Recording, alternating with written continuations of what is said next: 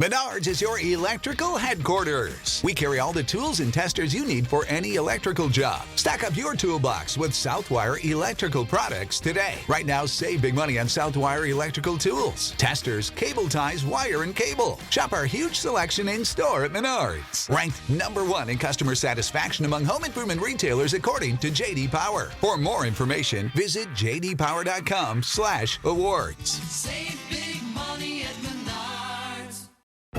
What makes for a great vacation? Depends on who you ask. Are you looking to get away or bring everyone together? Do you want to get outside and play or see a play at the plate? Fortunately, however you operate, I'm the destination you've been looking for. The name's Missouri, but you can call me Mo. And I have just one question. What's your MO? Come see me at visitmo.com.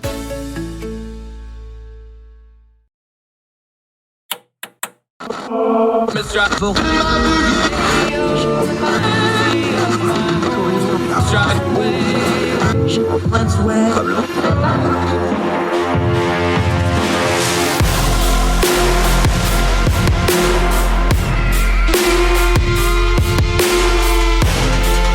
your host, Andrew Donaldson.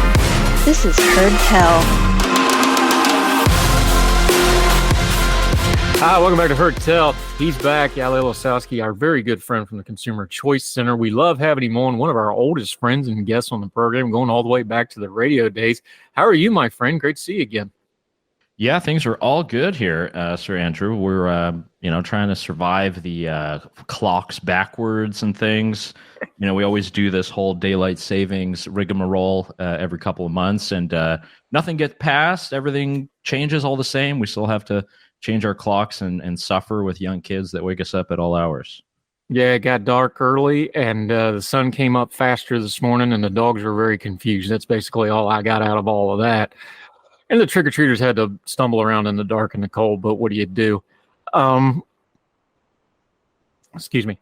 I can't believe I'm actually going to let you talk about this on my program, although I love having you on there, but let's talk aliens, buddy. You already corrected me once. We know the old nomenclature, UFOs, extraterrestrials, ET, aliens. There's new terminology, though. Educate me, my friend. What is this new terminology, and why are we remixing this? Well, it goes back to the terms. So we've heard for a long time unidentified flying object, which essentially just means anything in the sky, and we don't know what it is. Can't see it on a flight tracker. It's not a military plane. It's not a weather balloon. We just don't know what it is, and it was classified as such. So in the last, I would say 7 years, that terminology has been changed. So we don't say unidentified flying object anymore. The official government nomenclature is now unidentified anomalous phenomena, and meaning essentially anything that's in the sky that we can't explain or that we have not yet decoded what it is. So why are we talking about this? It really goes back, I would say, to Senator Harry Reid and to Congress. I'm keeping it in the lanes here, but we've had, through a mechanism of government amendments to various funding bills to the NDAA, there has been made money available to different parts and elements of both the intelligence and defense communities to uncover what documents, what information, what evidence our government has on different UAPs. So that goes back all the way to Roswell, 1947, but it also is the weather balloons that you might remember were floating above your house there, Andrew. That was in early February and late January of this year. And in these kind of scenarios, what we've gotten is various committees. We've had congressional hearings, and we now have had 3 specific task forces funded by Congress, hosted within either the Defense, Navy, Space Force, all these different agencies. And the entire idea has been to try to figure out who has what information on any UAPs we've ever had classified, and to try to figure out a process for eventual disclosure. So it has nothing to do right now with non-human intelligence, aliens, little green men. It has everything to do with what's in our skies. Where does it come from? Is it from adversaries like China or Russia, or is it just technology we don't yet understand? That is the main premise of it all, and I think is something that does warrant a bit more attention than perhaps we've given it the last few years. Yeah, we joke about the alien part of it, but there's actually really good work that needs to be done here. You mentioned Harry Reid, for the uninitiated, the longtime senator from Nevada. The reason that's important, the United States government owns, I think it's like 85, 90% of Nevada. Most of Nevada is test ranges for the government. That includes Area 51. No, they don't do aliens there. It's just where we do a lot of test flights and stuff like that. People live in Vegas. They fly out there. They do all this stuff out in the desert, along with a bunch of other places out there. Thank you very much. This stuff's important, though. We talked about the balloons from China. We know that there's, increasing. We now have multiple countries that can put satellites in Europe. Most of them are friendly. Some of them are not. Space is getting more accessible to more people. You now have private entities, not just SpaceX with the Starlink stuff, but other people. The Chinese are up there. The Japanese are up there. India is becoming a space power now. We have to keep track of the skies for a lot of reasons. It's not just the Cold War that ICBM might come in with the nuke. There's intelligence reasons. There's weather phenomenon, climate phenomenon that we got to keep track of that shows up sometimes. There's a lot of legitimate reasons for this stuff. I think there is, and it does come down to security. And probably the most watched hearing in Congress for a very long time was a House Oversight subcommittee hearing in which you had a purported whistleblower by the name of David Grush, who was formerly of Naval Intelligence, later a part of something called the UAP task force, which was funded by Congress. And he gave testimony as to various interviews and documents that he had seen about whether there was a crash retrieval program for UAPs in the past. There are all these different elements, but I think what was the most important is that there are things that are in the sky that we don't know where they're coming from, whether it be China, Russia, or elsewhere, and we don't currently have a system to properly track and disclose that to responsible parties. And this has been kicked up just in the last few days. There is something called the AARO. I have to be sure I get all of my things correct here. So this is the All-Domain Anomaly Resolution Office. And this is another agency that is part of the Defense Department, which was, per the last NDAA, National Defense Authorization Act, given authority to cover all UAP sightings of government folks and military contractors. And what they have revealed in like the last day or two is they now have all this portal. They've received different sightings. They've received all kinds of documents and reports. And probably the biggest nugget that we have, not just this agency, but in the current NDAA that is now being debated on, it's being negotiated between House and Senate, there is a part in there called the UAP Disclosure Act. And it's actually pretty wild because it's not being talked about at all. It would actually give $20 million to a brand new review board that would be called the AARO Review Board. It would look at any of the large disclosures that should be made available to the public on UAP sightings or relevant government programs.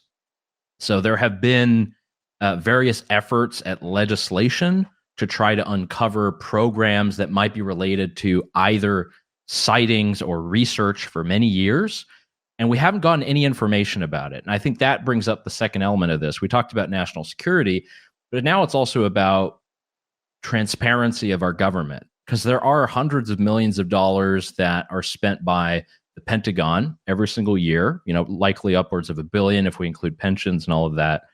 And a lot of this goes out to military contractors that are not subject to FOIA laws. We don't exactly know where that's going. There's plenty of black budget, and for national security, we understand why that is important.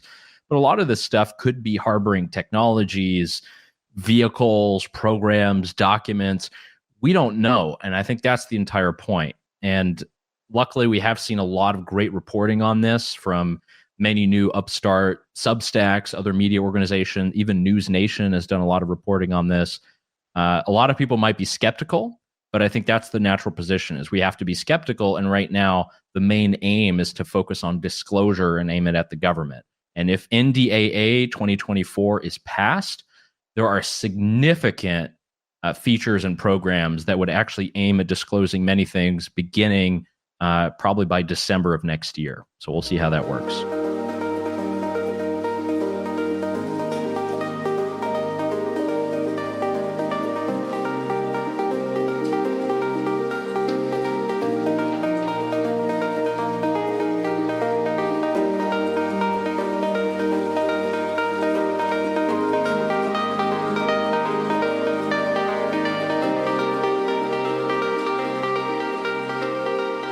Yael, Ossowski, Consumer Choice Center, joining us. To me, there's two prongs to this, and then we'll get to the little bit more crazier stuff with the aliens in a second. There's two practical prongs here that I think are important. One, you just touched on the accountability element of this. More accountability in government. We understand some of this stuff is classified, but that is also abused to hide other things. But the other one is one that you've kind of skirted over, but I want to go back and hit on because I think it's important. Our government finds really creative ways to get funding. And this has become a mechanism, and we've had Congress people in some of these hearings basically come out and say it's like, yes, we can slap this. We're investigating unidentified object or phenomenon, or they can kind of wink, wink, nudge, nudge it to the conspiracy stuff. And now they've got a nice big set of funding to go after whatever they need to go to. Some things legitimate, some things not. I think the accountability and funding is the lessons to take from this, because those are universal principles to all government programs and all legislation and all regulation. That's stuff we should be doing all the time. And if we can use it in this instance to kind of get some focus back on, we need accountability and proper funding and things like this, that's really where we should focus on something like this. And if we got to use aliens to do it, God bless, at least we're talking about something important instead of the wackadoo Congress critters, right? Well, yeah, and there are different elements of this. And again, this is all playing out in the last week or two. And there's actually an upcoming hearing that is off the record. It'll be held in a SCIF, a secure compartmentalized information facility. Is that right? I'm not the military guy, bro. And there was one version of this that was held with the Inspector General of the Intelligence Community and the Defense Departments, with various members of Congress from the Oversight Committee. These are elected people. You might consider them wingnuts on one week, and perhaps they voted against McCarthy another week, but they're still a part of this committee. And AOC apparently was also there, and that is where they were supposed to get a classified briefing on claims that were made at the last congressional hearing. And from what we know of that, from Tennessee Congressman Tim Burchett, who has kind of been a leader on this topic, they essentially said they had no information, nothing to see here. It seemed that as if things were highly compartmentalized. But again, the NDAA, if that passes, will really put this on a rush. And you talked about the money. What the NDAA does, and it's the very last section of it, and this is a huge document, it's over 2,000 pages. It's how we fund the military and our defense. There's a part in here, I'll quote from it. It is the sense of Congress that due to the increasing potential for technology surprise from foreign adversaries and to ensure sufficient integration across the U.S.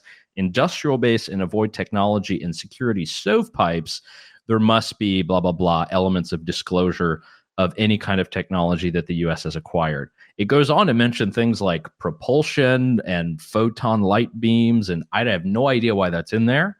No clue. This is part of the official legislation that they're discussing. But again, these are all things that we as the public don't know. There might be private military contractors that have access to this stuff. I know it's not being integrated into my Amazon shipments. It's not being used when I go to buy a car. So a lot of this stuff is either not real or is not being disclosed or used so that consumers like me can actually benefit from it. So again, that's more of the whole part about having accountability. And as Mulder said in the X-Files, there is no government agency that has jurisdiction on the truth, Andrew. They don't have jurisdiction on it, but they do seem to have a hard time dealing with, communicating, and or sticking to said. Yael Ossowski joining us. This kind of transitions to something else I want to ask you about, something you've been on for a while. The Consumer Choice Center has been on this for a while. AI, because there's going to be some overlap with some of the stuff you just talked about, because a lot of what they're talking about with new technology, a lot of people are like, well, we're going to use AI to do this technological leap. I want to start with the nomenclature before we get to the regulatory thing and this new executive order that Biden just dropped on everybody. Again, AI, a souped up search engine, is not AI. It's getting called AI so people can get funding and start up and seed money. And we'll talk about how that stuff all works some other time. But, supersized Google is not AI. But there is such a thing as AI out there trying to be developed.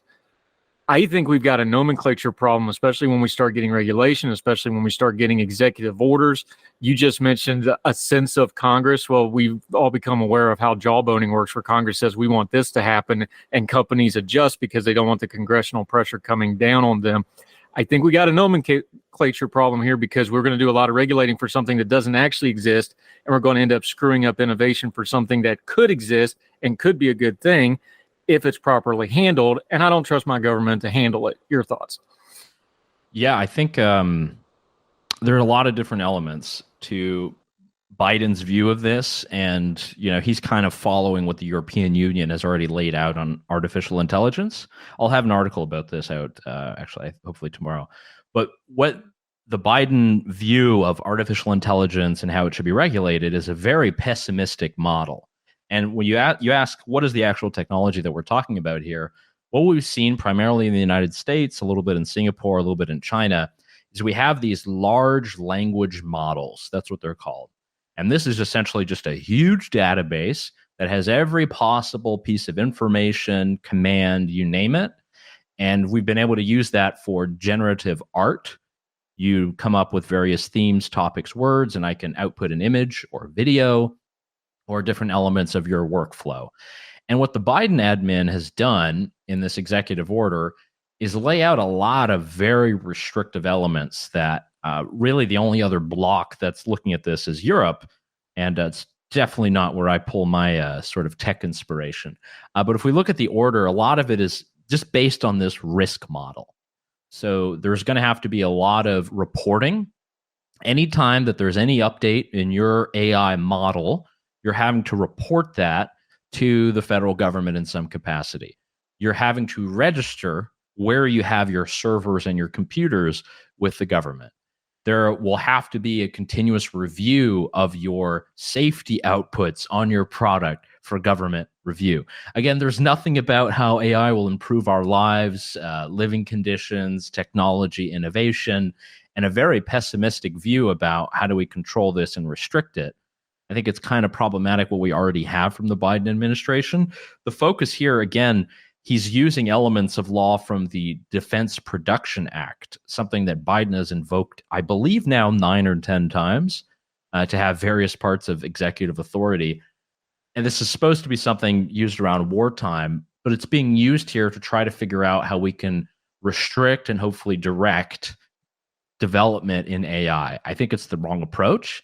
And I think it's actually very restrictive to the open source version of AI that already Facebook and Microsoft, they put out huge models open source online. Anyone can download them, use them, make their own products. What the Biden executive order does, it actually goes against that ethos and is going to make that more difficult, more costly. The compliance costs are going to go through the roof. And you're only going to have a few incumbents who are going to be able to afford this. And unfortunately, we're not going to have a Silicon Valley of AI if this actually goes through. We're just kind of going to have a very government, regulated, stinted program. And yeah, that could be pretty bad for the American people.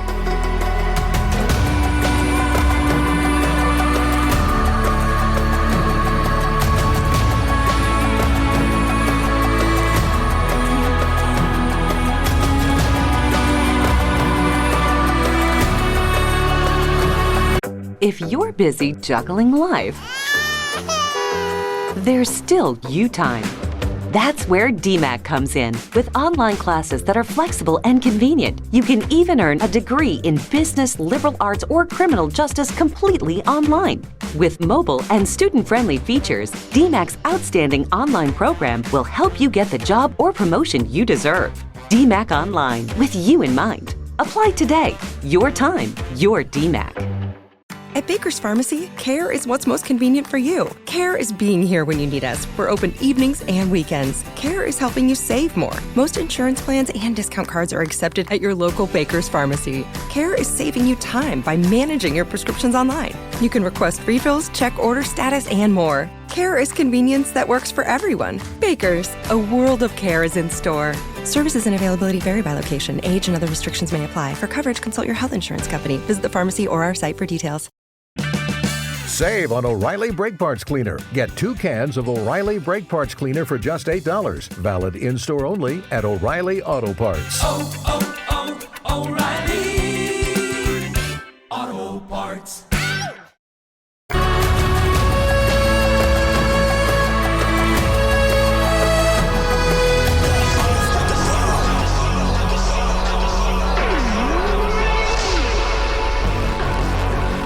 Yael, Ossowski joining us. I think this is a good example of something that we've talked about for years now, because we've been doing this for years because we're starting to get old and you've been a friend for a long time. Appreciate you, by the way. We're doing this backwards.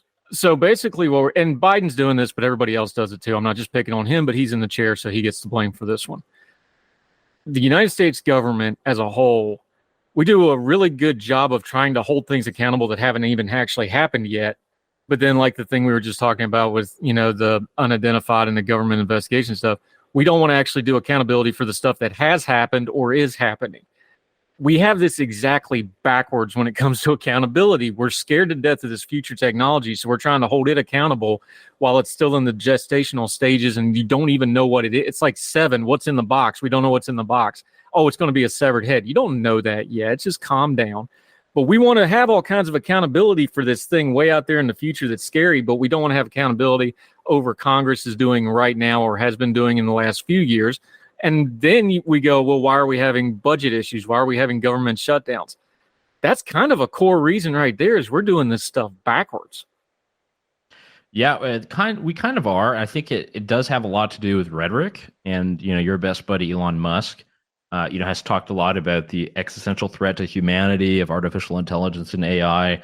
And one founder of a sort of Google AI, I think is Andy Nig is his name. He made the point that many of these companies are like using these, worst case scenario doomscape things to really try to entrench themselves as the incumbents and make sure that, the regulations are something that favor only them, which, that's classic regulatory capture. But yeah, we barely have this, the generative AI and, the inputting, whether it be Chat GPT or something else, this has been around a year. We've actually seen a consumer facing model for a year. There's some impressive stuff, it is not changing the scope of our entire work lives. But again, this is step by step. And if you think that the entrepreneurs know the potential of this, you're wrong. They don't know. It's all entrepreneurial discovery. How is anyone who's in a bureaucracy or in a government agency supposed to also stay on the same level and then have some kind of approach that would be amenable to innovation, that would be amenable to protecting your rights online? We just don't have it yet. So I think the simpler approach, just keep the laws on the books, enforce those. If there are people who do things with misinformation, disinformation, do things around elections, we have laws on the book for that. I think it's just, we got to wait and see. Singapore is taking that approach. We've seen that with some Latin American countries as well. If we just allow the entrepreneurs to deliver us something and we can better understand it, perhaps there's a time to do it. I just don't sincerely see the case for coming down on AI on that much, at least with regulation through executive order. Perhaps something with Congress and hearings and accountability. There is another theme, but yeah, we'll see what happens with that. Yeah, and we definitely don't want to follow the EU because their tech sector compared to our tech sector, it's not particularly close right now, especially on innovation. Yael Ossowski joining us. I was just, it brought to mind a conversation I had with somebody who's extremely smart, way smarter than me. And they were kind of correcting me on something and they think on these things. And I made some comment about how the smartphone was a revolutionary technological step. And this is one of the smartest people on the planet stepped in. He goes, no, it wasn't. And I was like, what do you mean? He goes, it wasn't revolutionary. It was a consolidation of existing technologies into a consumer product where everybody had access to it. That's not revolutionary. That's a condensation of existing technology. And his argument to me, and it made me think, he's like, that's how you need to view the AI stuff. This is not going to be an evolutionary, revolutionary step that people think it is. It's just going to be another consolidation because it's just changing the format of how information is handled. And of course, his argument is stuff like, the computer age, that was a revolutionary step because that created the information wave that we're in, and the rest of this is surfing. Where do you see the AI stuff and where we are? Because we seem to be kind of in this little bit of a plateau technologically. There's a lot of interesting stuff going on, but we're just putting new casings on the iPhone. We're not really inventing the iPhone, for example, things like that. How do you see technology, especially from the consumer side of it? We seem to be in a bit of plateau. I think people are maybe taking it for granted a little bit right now. I think that's fair to say. I think the regulatory stuff's getting a little ugly because they don't know what to do with this stuff. But how do you view it? Yeah, I think, it's kind of happening all around us. And again, is everybody just putting together different features that will one day be part of a suite of products at Google or Meta or Microsoft? That's kind of been maybe the mantra of Silicon Valley the last 5 or 6 years, is hope to get acquired so you can become a feature on these. I think there are some elements that are obviously very helpful. And again, I mentioned using ChatGPT, for us writers, it feels a bit like cheating. So that's why I don't touch it too much. But definitely with images and videos and creativity, there's a lot that can be done. I think actually where I am a bit more, I will dip my toe into the pessimist pool. Otherwise, I'm a total tech optimist. I think, if we can apply this in any way to healthcare delivery, figure out ways that we can have better competition, lower cost, I'm all for it. The pessimist wave, I'm looking more at what are our restrictions going to be on how government can use AI. And this is not really addressed within the Joe Biden executive order. We already know how police departments are using things like facial recognition. There's a startup called Clearview AI that the reporter Kashmir Hill, I believe she's at New York Times, she wrote a book about this. They've been able to amass the largest photo database of any entity in the world, bigger than the US government. And they're selling that information to governments in order for those governments to take on investigations, all these different things. I think the legislative focus, while there's all this innovation happening, has to be a restriction on what governments can do with this stuff, how they're able to use it. If we think of like the worst case scenario, it's a Minority Report, Philip K. Dick predictive crime scenario. But we also have to find a way that we can still use our Constitution. We can still invoke our individual rights.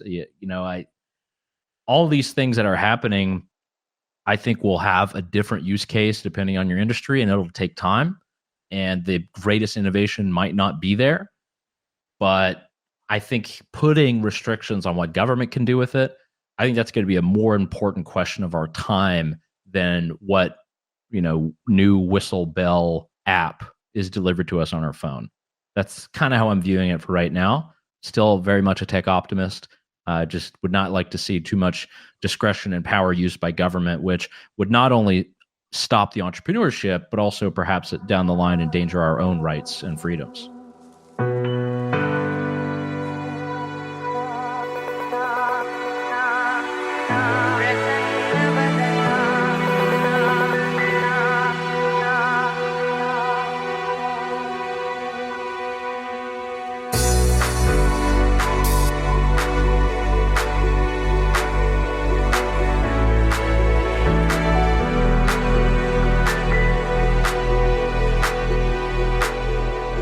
Yeah, Yael Ossowski. Again, this is something of, these are very old principles we're dealing with. This is just the tech spin and tech nomenclature on it. You go back to the American Constitution. It is limiting what government can do to the people because the people have inalienable, inherent, enumerated rights, and the government can't do anything about it because the government doesn't give them that right.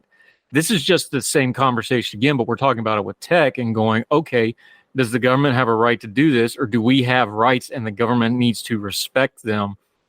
Do we need to just have that basic conversation again? Because it feels like we need to reiterate that every 10, 15 years or so. People forget it.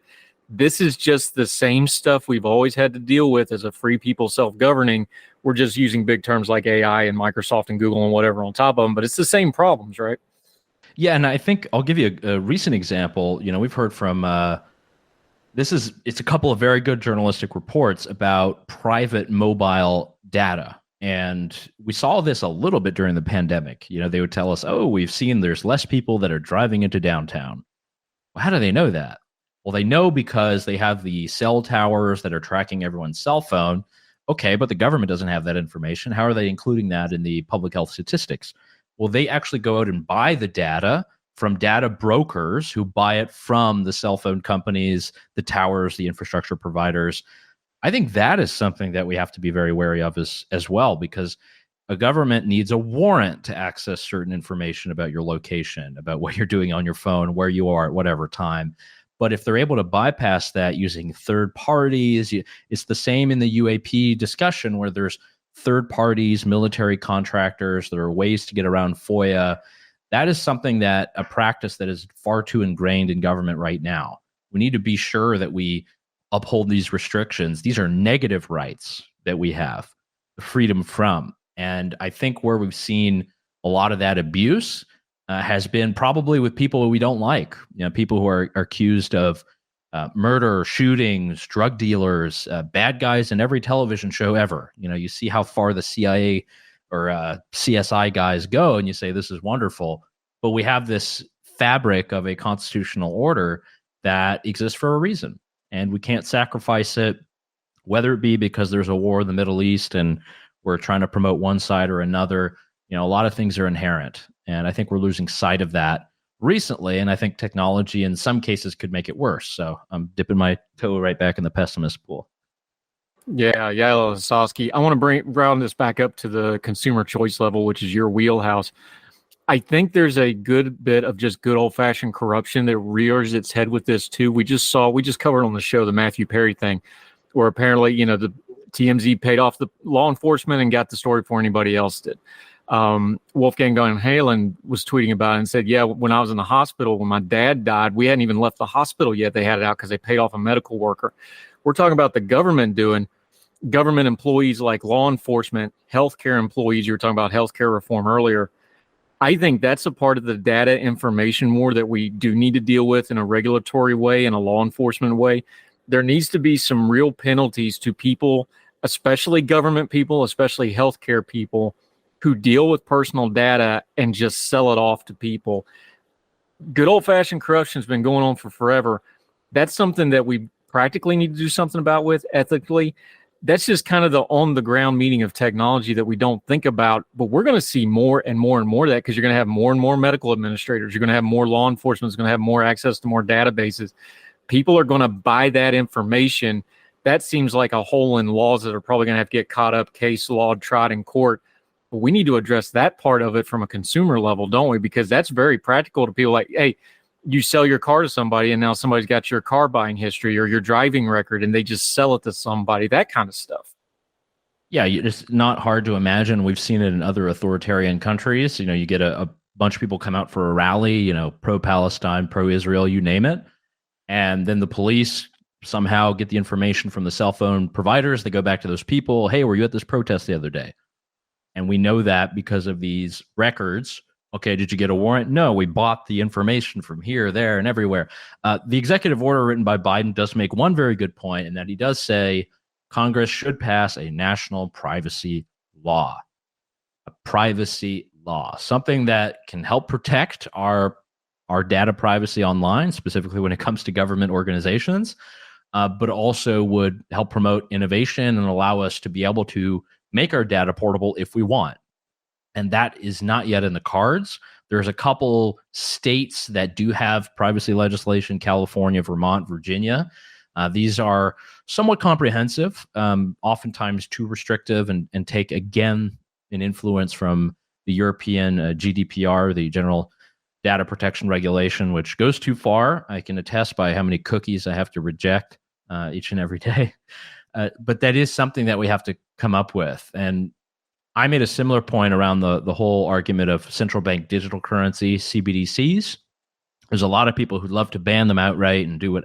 The only way you can actually do things legitimately, legally, and constitutionally in the U.S., especially at the federal level, is restrict Congress from passing a law on X or Y, or restrict executive agencies from practicing some power. That's how we have to continue to view our government. We don't pass laws to try to restrict people. It's supposed to be restricting institutions of power. It's, again, how our Constitution is written. Things have changed a lot in 100 years, and we've really gone down to your own behavior, the things you buy, the things you drink, the things you smoke. But I think there has to be a return to that, because we have a system of negative rights that should be protected, that are, the basis of the American experiment. We've kind of gone too far. However, this is why technology is good, trade is good, competition is good, and we do have an out if in case we do feel we're being abridged.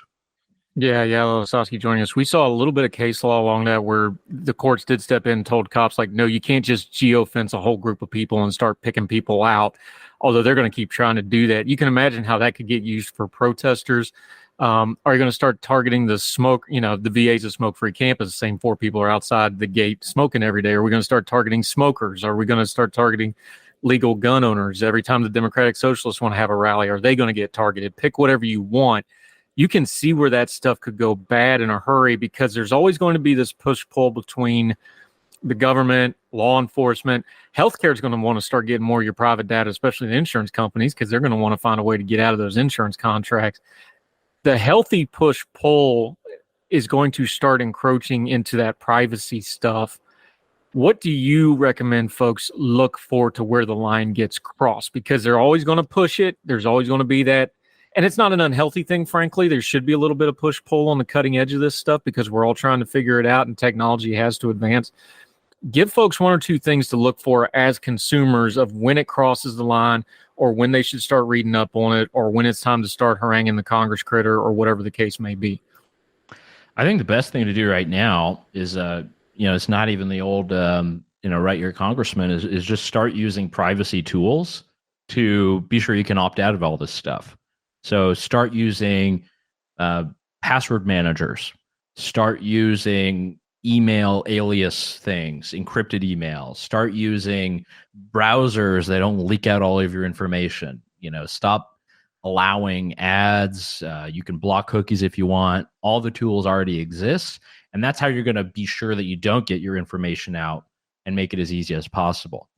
You can go on the dark web right now and scan every large corporate data breach that you've ever had in the last 50 years, and everyone's information is there. You can find social security numbers, you can find addresses, passwords that you might have had on your Yahoo in 1999. So the best thing to do now is just to protect yourself using the tools that already exist. I think that's sincerely the best way we're going to get through this, until a federal data privacy law exists, where people will have some level of private right of action when your info is leaked. That's the best thing to do. So again, password generators, be sure you try to use a different email for various services that are important or not. Use 2-factor authentication as much as possible. That is the only way that you're really going to be able to protect yourself. It'll take a long time for Congress to do it. And I think we have it within our power to do that right now, online, at home, for our families. So why not start now? Yeah, Yael Ossowski, our very good friend from our friends over at the Consumer Choice Centers. Great folks over there. Have a few new names, too, we'll talk about soon. Try to get some of them on the program. Let folks know where they can keep up with you, what y'all got going on, and how to follow you until we get you back on the program again, my friend. Love it, Sir Andrew. So, yeah, we're at consumerchoicecenter.org. Active on all the social medias, as always, trying to keep up with all the trends. But you'll see kind of all of our articles, all of our media hits, clips, policy primers, and more over there on the website. So have some nice stuff. Again, things on AI, things on private rail, healthcare. We got it all coming in the next couple of weeks. I'll be sure to send it your way. Attaboy. We love having it. Follow them. They do really good work, and we always appreciate them. Yael is one of our oldest supporters of this particular program. He tells me all kinds of tech stuff that I still don't understand. I just do what he tells me to do. Yael, I appreciate you, my friend. Thank you, sir. Thank you, Mr. Donaldson. All the best. Yes, sir.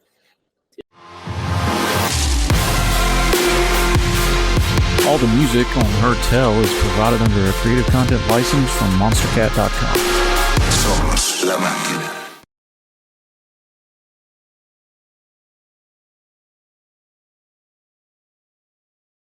Religion is at the intersection of our 21st century life, even if we don't express a faith. At a time when it seems that religion isn't as prevalent as it once was, it still leaves its mark everywhere. As a pastor, I know that religion isn't something I just do on a Sunday, but it's found in every nook and cranny of my life. Sexuality, politics, social media, the economy, war, nationalism, all have some kind of religious angle to them. And as a communicator, I want to find the stories that can help people understand this part of our society that is so important to so many. Hi, I'm Dennis Sanders, and I'm the host of Church and Main. Church and Main is a podcast about the journey of faith and where it intersects with modern life. I look at faith with a journalist's eye, asking the who, where, what, why, and how religion affects some of the major issues of the day. Join me as we journey together. You can listen to Church and Main podcast at the website churchandmain.org or on your favorite podcast app. I look forward to seeing you. Folks, you've heard of Ethan Brown on the Heard Tell show a couple of different times, but if you're interested in learning about how to discuss things like climate change without all the politics and doom and gloom, head over to his podcast, The Sweaty Penguin. Sweaty Penguin is a late-night comedy-style climate podcast working to add nuance, critical thinking, humor, and hope to the climate conversation. They got over 100 episodes already, breaking down weekly news stories and specific topics, from the vanilla to the ADHD to the international accountability to orangutans. Yes, I know, it's a comedy thing, so just go with it. But each time, exploring different ways we can make progress on these issues while still helping the economy, health, security, and everything else we care about. Feel overwhelmed, exhausted, or excluded by today's climate change discourse? This is the podcast for you. Find The Sweaty Penguin wherever you get your podcasts or at www.thesweatypenguin.com. At Baker's Pharmacy, care is what's most convenient for you. Care is being here when you need us. We're open evenings and weekends. Care is helping you save more. Most insurance plans and discount cards are accepted at your local Baker's Pharmacy. Care is saving you time by managing your prescriptions online. You can request refills, check order status, and more. Care is convenience that works for everyone. Baker's, a world of care is in store. Services and availability vary by location. Age and other restrictions may apply. For coverage, consult your health insurance company. Visit the pharmacy or our site for details. Menards is your electrical headquarters. We carry all the tools and testers you need for any electrical job. Stack up your toolbox with Southwire electrical products today. Right now, save big money on Southwire electrical tools, testers, cable ties, wire, and cable. Shop our huge selection in store at Menards. Ranked #1 in customer satisfaction among home improvement retailers according to J.D. Power. For more information, visit jdpower.com/awards. Save